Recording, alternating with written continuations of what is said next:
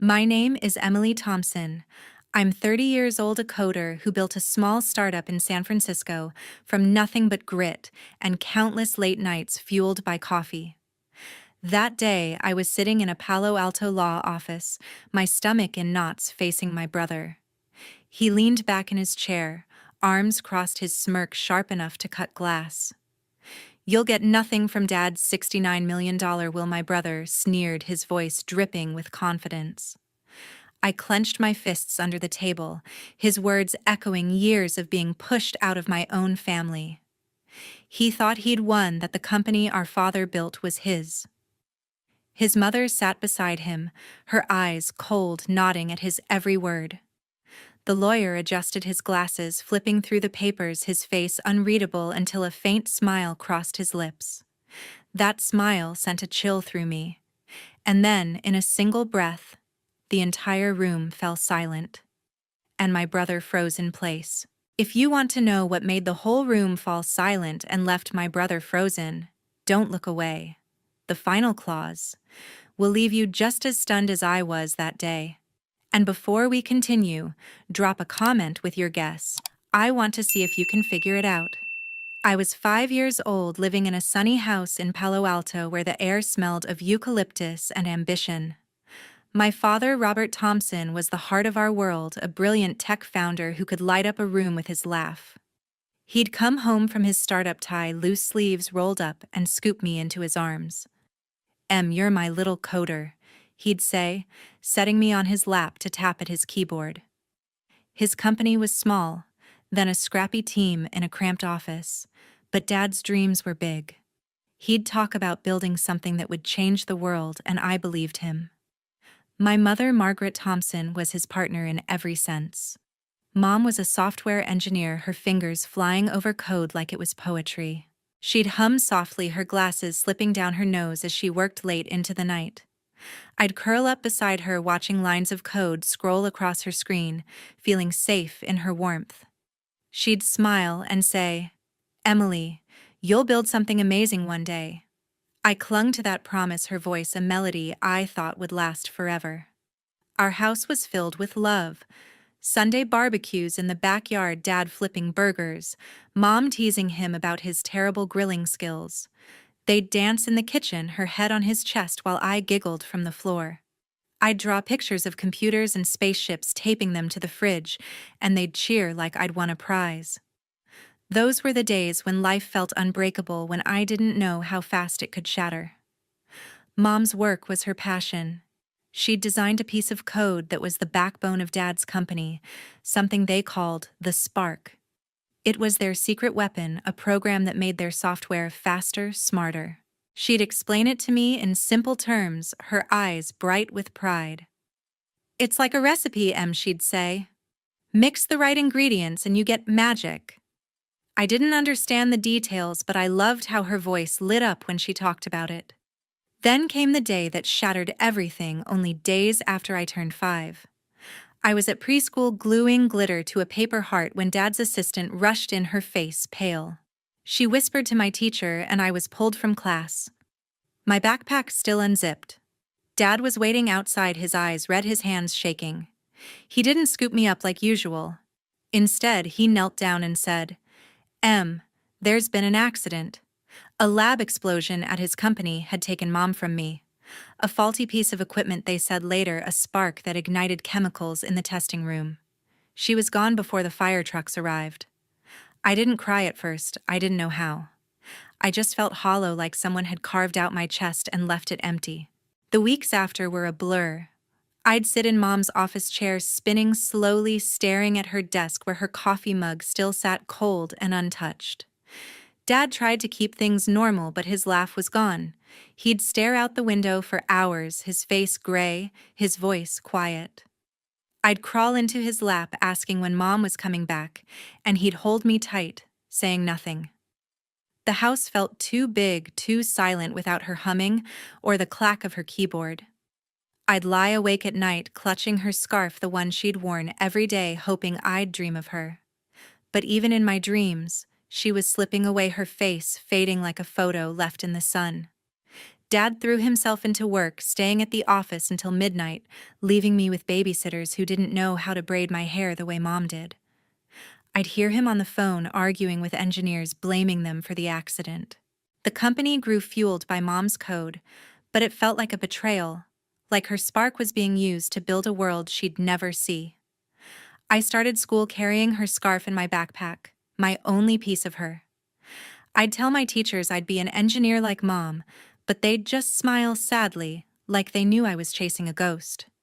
Dad was there for parent-teacher nights, but he was different, distracted, his eyes always somewhere else.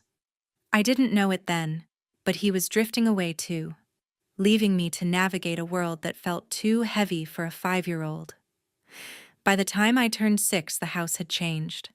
Dad's smile was rare, replaced by tired lines around his eyes. He'd sit at the dinner table staring at his plate while I picked at my food, missing Mom's stories. I didn't know how to reach him, didn't know how to tell him I was scared. The company was his lifeline, now pulling him further from me. I'd overhear him talking about scaling up, about investors and acquisitions, words that meant nothing to me, but felt like walls between us. I'd draw more pictures, taping them to his office door, hoping he'd notice. Sometimes he did, ruffling my hair, but it wasn't the same. The warmth was gone, and I felt it slipping away just like Mom had. I didn't know then that another change was coming, one that would push me even further from the family I had left. A year after Mom died, my world shifted again. Dad brought home my stepmother, Deborah Wilson. She walked into our Palo Alto house like she owned it, her heels clicking on the hardwood, her smile sharp and practiced. She was younger than Dad, with polished nails and a voice that sounded sweet but felt like a warning. She didn't hug me or ask about my day. Instead, she scanned the living room, her eyes lingering on Mom's old photos, and said, "This place needs a fresh start." I stood in the doorway, clutching my backpack, my throat tightening. Dad didn't notice. He was too busy helping her carry in boxes, his face softer than it had been in months. Deborah wasted no time. She replaced Mom's curtains with sleek blinds, packed away the family albums, and moved my drawings from the fridge to a drawer. The house that once smelled of Mom's coffee now reeked of Deborah's perfume. I'd catch her watching me, her head tilted like I was a puzzle she didn't want to solve. I was sick, still raw from losing Mom, and Deborah's presence felt like a wall between me and Dad. He'd come home late, exhausted from the company, and she'd greet him with a glass of wine, steering him away from me. "You need to relax, Robert," she'd say, her hand on his arm, guiding him to the couch. I'd try to show him my school projects, coding games I'd made on my little computer, but she'd interrupt, talking about her plans for the house or Dad's next business deal. My voice got smaller. My project stayed unfinished on my desk. Dad still called me M, sometimes ruffling my hair, but his eyes were distant, caught in her orbit. I'd lie awake wondering why he didn't see me anymore, why I was fading in my own home. 2 years later, my brother James was born. Everyone called him Jimmy, and he became Deborah's whole world. She'd cradle him, cooing about his perfect little fingers while I sat at the kitchen table, ignored. Jimmy was a fussy baby, always crying, but Deborah treated him like a prince. She'd snap at me if I made too much noise, saying, "You'll wake your brother." I wasn't his sister in her eyes, just an inconvenience. Dad was smitten with Jimmy too. He'd carry him around the office, showing him off to employees, saying, "This kid's gonna run the company someday." I'd trail behind, hoping for a glance, but Dad's attention was locked on Jimmy. The company was booming now, Mom's code driving its success, but nobody mentioned her name anymore. It was like she'd never existed. As Jimmy grew, so did the distance between me and Dad. Deborah made sure of it. She'd plan family outings, picnics, trips to the park, but I was always an afterthought. "Oh, Emily, you're coming," she'd say, her voice dripping with surprise, like I didn't belong. Jimmy, even as a toddler, picked up her cues. He'd stick out his tongue when I tried to play with him, running to Deborah instead. By the time I was 10, I was eating dinner alone in my room, my door closed, to block out their laughter downstairs. I'd hear Deborah talking to Dad about Jimmy's future, how he'd go to the best schools, how he'd inherit everything. "He's your legacy, Robert." She'd say her words, cutting me out. I'd stare at my computer, teaching myself to code, trying to hold on to Mom's dream for me. School became my escape, but even there I felt out of place. Kids whispered about my family's wealth, but I didn't feel rich. I felt invisible. Deborah enrolled Jimmy in fancy preschools, bragging about his genius to anyone who'd listen while I got hand-me-down laptops and secondhand books. I'd spend hours in the library learning Python, building simple apps, hoping Dad would notice. Once I showed him a game I'd coded, a spaceship dodging asteroids. He smiled faintly and said, "That's nice, Em," before Deborah called him away to discuss Jimmy's new tutor. My chest ached, but I swallowed it, saving my game to a floppy disk labeled Mom. It was my way of keeping her close, of proving I was still her daughter. By the time I was a teenager, Deborah and Jimmy had taken over the house. She'd redecorated my room without asking, swapping my posters for neutral paint, saying it was more mature. Jimmy, now a smug kid with a permanent smirk, would barge in, messing with my computer, laughing when I got mad. "This is my house too," he'd say, echoing Deborah's tone. I'd lock my door, but it didn't matter, they'd already pushed me out. Dad was rarely home, buried in board meetings, his company now a giant in Silicon Valley. When he was around, he'd talk about Jimmy's potential, never mine. Deborah would nod her arm around Jimmy, her eyes daring me to speak up. I didn't.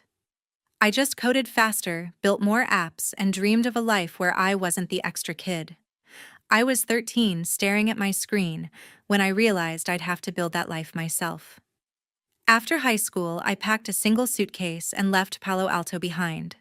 The house filled with Deborah's perfume and Jimmy's smug laughter wasn't home anymore. I moved to San Francisco, renting a tiny studio apartment with creaky floors and a view of a brick wall. It was all I could afford, but it was mine. I'd spent years teaching myself to code, sneaking late-night sessions on my old laptop, while Deborah and Jimmy dominated Dad's attention. Now free from their shadow, I felt alive for the first time in years. I'd sit cross-legged on my mattress, surrounded by empty coffee cups, diving into online tutorials. Python, JavaScript, machine learning. I soaked it all up, my fingers racing across the keyboard. Mom's voice echoed in my head. "You'll build something amazing." I wasn't just coding to survive, I was coding to prove her right. San Francisco buzzed with dreamers like me, and I found my place among them. I joined coding meetups in cramped cafes where scruffy programmers swapped ideas over cheap beer.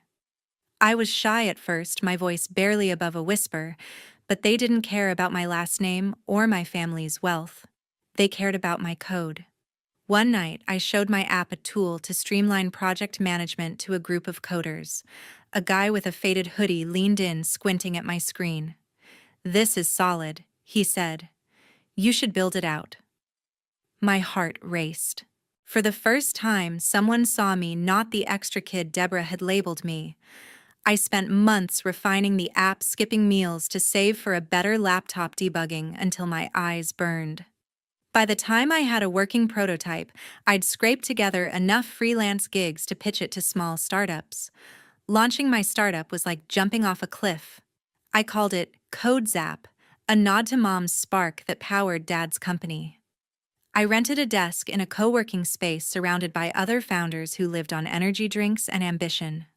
My app caught on slowly, first with a local design firm, then a tech consultancy. Every download felt like a victory, every user review a spark of hope. But it wasn't easy. I'd pitch to investors who raised eyebrows at my lack of a degree, their smiles polite, but dismissive. "No formal education," they'd ask, glancing at my thrift store blazer. I'd nod my jaw tight and explain how I'd taught myself everything. Some walked away, but others stayed intrigued by my grit. A small venture fund took a chance, giving me just enough to hire a part-time developer and keep the lights on. Late nights were my constant. I'd code until dawn, my studio lit by the glow of my screen, chasing bugs and deadlines. My fridge held leftover takeout. My walls were bare except for a single photo of Mom, her glasses slipping down her nose, smiling at me. I'd touch the frame when I felt like giving up, her words pushing me forward. I wasn't just building a company. I was building a life one where I didn't need Deborah's approval or Jimmy's smirks.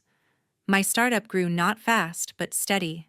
CodeZap hit 1,000 users, then 10,000. I hired a second developer, then a designer. We moved to a slightly bigger office with actual windows. I'd stand by them sometimes watching the city pulse below, feeling like I was finally enough. But Dad was never far from my thoughts. I'd call him now and then, hoping to hear his old laugh, the one from before Mom died. Our talks were short. His voice strained, always rushed. "I'm proud of you, Em," he'd say, but it felt like an afterthought drowned out by board meetings or Deborah's voice in the background. I sent him links to my app, hoping he'd see what I'd built, but he never responded. Once I drove to Palo Alto, standing outside his company's sleek headquarters, all glass and steel.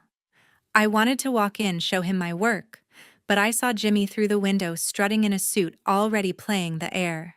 My courage faltered, and I drove back, my throat tight with unspoken words. I kept tabs on Dad's company from afar. It was a giant now, Mom's code still its beating heart. I'd read articles about their latest software, recognizing her work in every line. It hurt knowing her legacy fueled their success while I scraped by. But it also drove me. I wanted CodeZap to be my legacy, something I'd built without their name. I joined a women in tech group, finding mentors who taught me how to pitch, negotiate, and stand tall. They saw Mom in me, her focus, her fire. One mentor, a sharp coder named Priya, told me, "You're not just surviving, Emily. You're thriving."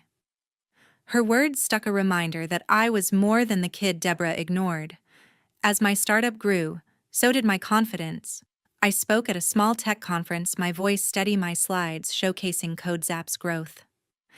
The crowd clapped, and for a moment I felt like Mom was watching proud. But the ache for Dad lingered. I'd see his name in tech blogs, the visionary founder, while I was just a footnote in his life. I wanted him to see me, to know I'd made it on my own. But every call went unanswered, every email unopened. I'd lie awake wondering if he even remembered me, or if Deborah and Jimmy had erased me completely. Still, I kept building, kept coding, kept chasing the dream Mom had planted. I wasn't done yet. When Dad fell ill, I got the call while debugging code in my San Francisco office. His assistant's voice was clipped, urgent. He was in a Palo Alto hospital, fading fast.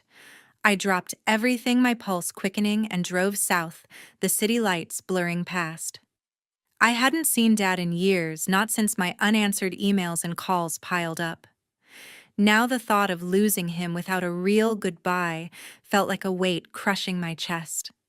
I parked outside the hospital, its sterile glow swallowing the night, and steeled myself. I wasn't just walking into a ward, I was walking back into a family that had pushed me out. But Dad was still my father, and I needed to see him to hold on to whatever was left of us. Inside the hospital smelled of antiseptic and regret. I found Dad's room, but Deborah blocked the doorway. Her arms crossed, her eyes narrowing. "You shouldn't be here," she said, her voice low but sharp. "This is a family matter." I froze, my hands trembling, but pushed past her, my shoulder brushing hers. Dad lay in the bed tube, snaking from his arms, his face pale and sunken. He looked smaller than the man who used to scoop me up, his laugh a distant memory. I whispered, "Dad, it's me," but his eyes stayed closed. Deborah hovered, her presence like a shadow, urging me to leave. "He needs rest, not stress," she snapped, her nails tapping her phone.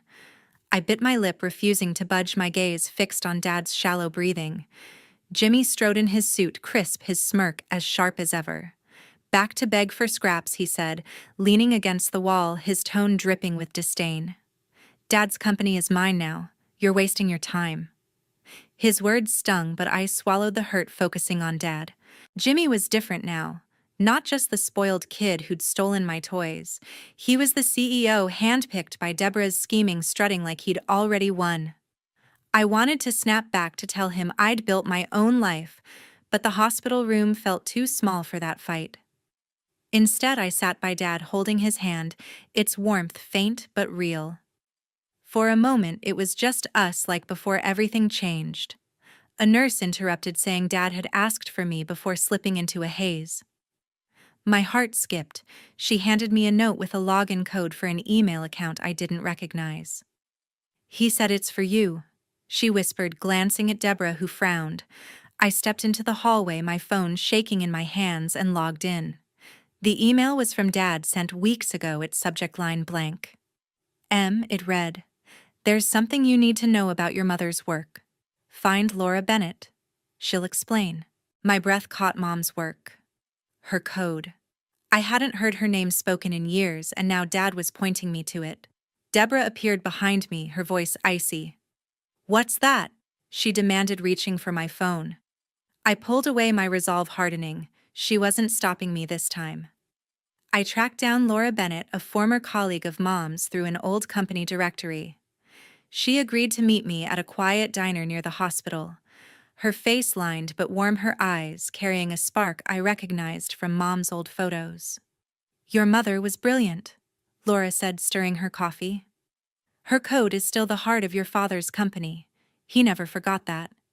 She slid a USB drive across the table, her voice low. "This has an email he sent me encrypted about a plan for you. He wanted you to have her legacy." My fingers closed around the drive, my mind racing. Laura explained how Mom's code, a unique algorithm, had driven the company's success, but Dad had kept a piece of it locked away, meant for me. She didn't ask for anything, just looked at me like she saw Mom in my eyes. Deborah and Jimmy didn't know about the email or Laura. Back at the hospital, they doubled down, their whispers sharp as knives. Jimmy cornered me in the waiting room, his voice a hiss. "Whatever you're digging for, it won't change anything. I'm the heir." Deborah stood behind him, her smile cold, her hand on his shoulder. I clutched the USB drive in my pocket. Laura's words echoing, "Dad had a plan." I didn't know what it meant yet, but it was a lifeline, a thread connecting me to him and Mom. I looked at Jimmy, my voice steady. "We'll see," I said, and walked away, my heart pounding with something new hope. Dad was slipping away, but he'd left me something, and I wasn't letting them take it. A week after Dad's passing, I sat in a Palo Alto law office, the air heavy with anticipation. Jimmy lounged across from me, his suit tailored, his smirk sharp as a blade. He leaned back, arms crossed, radiating confidence. "The company's mine," he said, his voice loud enough for everyone to hear. Dad knew I was the future. Deborah sat beside him, her posture rigid, her eyes scanning the room like a hawk. I gripped the edge of my chair, my heart surging with a mix of dread and determination. I'd come for answers, not to fight, but Jimmy's taunts made it hard to stay calm. The USB drive from Laura tucked in my pocket felt like a secret weapon. I didn't know what was coming, but I wasn't leaving empty-handed. William Peterson, Dad's lawyer, entered with a stack of papers, his face calm but unreadable. He adjusted his glasses and began, his voice steady. "We're here to read Robert Thompson's last will and testament." Jimmy leaned forward, his grin widening as if the victory was already his. Deborah nodded, her fingers tapping impatiently. William listed smaller bequests, charities, distant cousins. But I barely listened. My focus was on Jimmy, his smugness a reminder of years spent pushing me out. I glanced at Laura, sitting quietly in the corner, her expression soft but alert. She'd promised to stand by me, and I trusted her, though I didn't know why Dad had chosen her to hold his truth. William cleared his throat, flipping to a sealed envelope marked confidential. The room stilled. "Robert established a trust years ago," he said, his tone deliberate. "It concerns the company and its core assets." Jimmy's smirk faltered, his eyes narrowing. Deborah leaned forward, her nails digging into her purse. William opened the envelope, revealing a document dated long before Dad's illness. "The trust transfers 90% of the company's shares to Emily Thompson," he read, his voice cutting through the silence. My breath caught, my mind reeling. 90%. The company, Mom's code, Dad's empire was mine. Jimmy's chair scraped back. His face red. "This is a mistake," he shouted, slamming his fist on the table. Deborah gasped, her hand clutching his arm, her composure crumbling. William raised a hand, unmoved.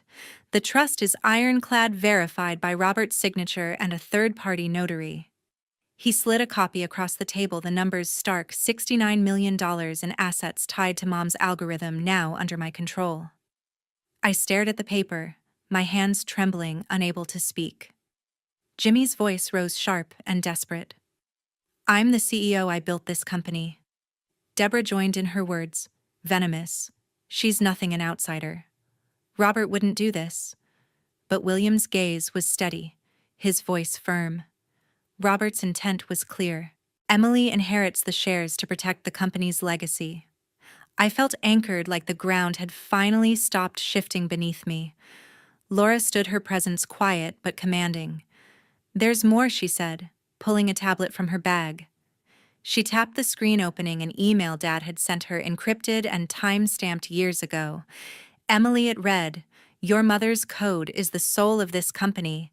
You're the only one I trust to carry it forward. Don't let them bury her legacy." My eyes stung. Dad's words, a bridge to Mom, to the life we'd lost. Laura met my gaze, her nod firm.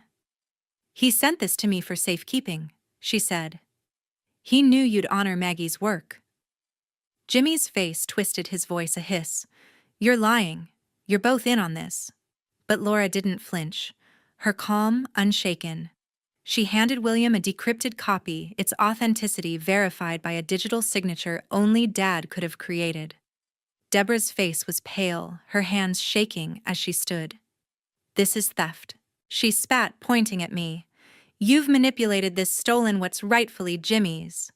I met her gaze, my voice steady for the first time. "It's Mom's legacy, not yours," I said. "Dad knew that."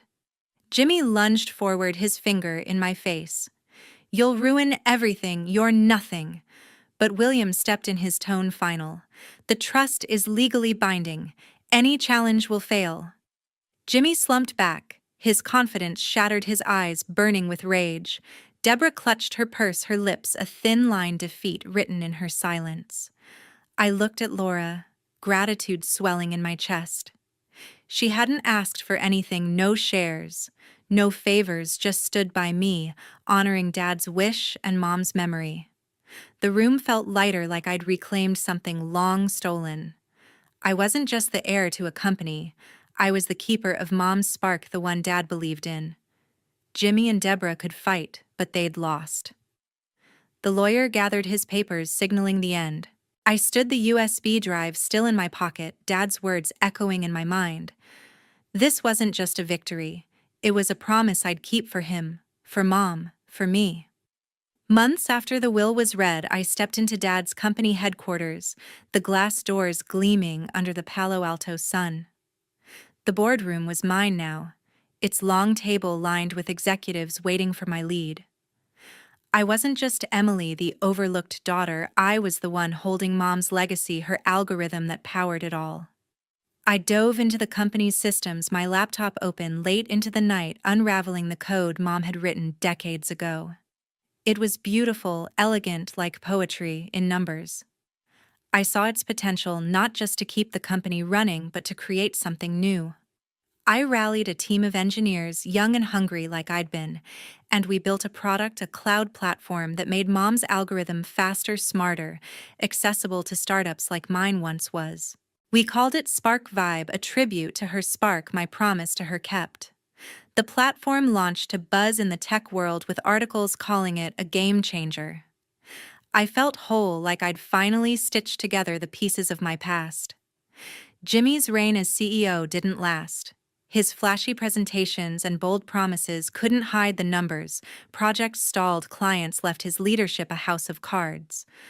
I called a board meeting, my voice steady, as I laid out his failures: missed deadlines, bloated budgets, a culture of fear. The vote was swift. Jimmy was out. He stormed into my office, his face twisted with rage. "You can't do this," he shouted, slamming his hands on my desk. This company was mine. I stood, meeting his glare. "You ran it into the ground," I said. "You're done here."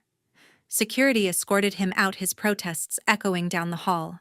I didn't feel triumph, just relief. Jimmy wasn't my brother. He was a shadow I'd finally stepped out from.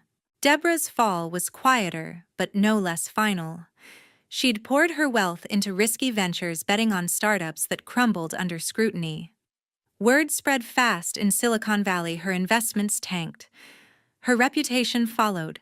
I heard she'd sold the Palo Alto house, the one she'd stripped of Mom's memory to cover debts. She called me once, her voice thin, asking for a loan. "We're family, Emily," she said, the words hollow. I hung up without a reply. She'd never been my family, only a thief of the life I'd once had.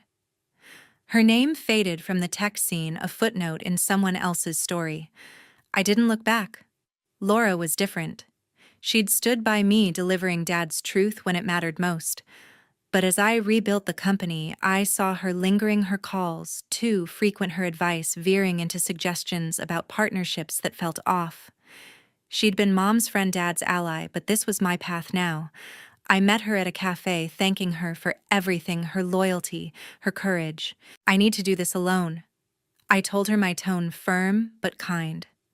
She nodded, her eyes sad but understanding, and we parted ways. Cutting her off wasn't easy, but it was necessary. I'd learned to trust myself to guard what Mom and Dad had left me. Standing at the helm of the company, I saw the truth clearly. Jimmy's greed.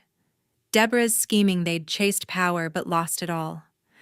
My strength wasn't in wealth or titles, but in the work I'd done, the code I'd written, the integrity I'd held onto.